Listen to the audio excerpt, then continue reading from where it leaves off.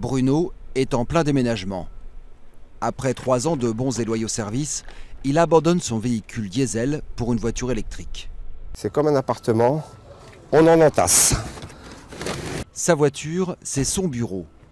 Bruno travaille dans une entreprise de gestion des déchets. Son job, c'est d'aller à la rencontre des camions-bennes et s'assurer que tout se passe bien. Pour cela, il fait 25 000 km par an. À 48 ans, c'est la première fois qu'il conduit une voiture électrique. Le bruit est, on va dire, inexistant. C'est pas désagréable. On n'a pas la même autonomie. Moi, le secteur que je m'occupe, c'est un secteur très étendu. Avec sa Zoé, Bruno va devoir se ravitailler tous les 130 km. Avant, c'était tous les 650.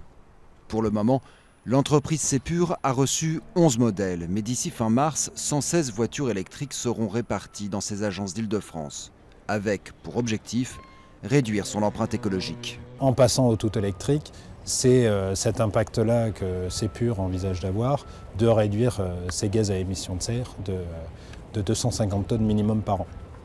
À combien? À zéro. L'industrie du déchet figure parmi les plus polluantes. Mais Sepur se rêve en pionnier du genre. 17% des camions roulent déjà au gaz de ville. L'initiateur de ce projet, c'est le PDG, Yuri Ivanov. Il ne manque plus que Carlos Ghosn pour venir me remettre la médaille du plus vertueux chef d'entreprise de France. Il est au Salon des maires, à la recherche de clients.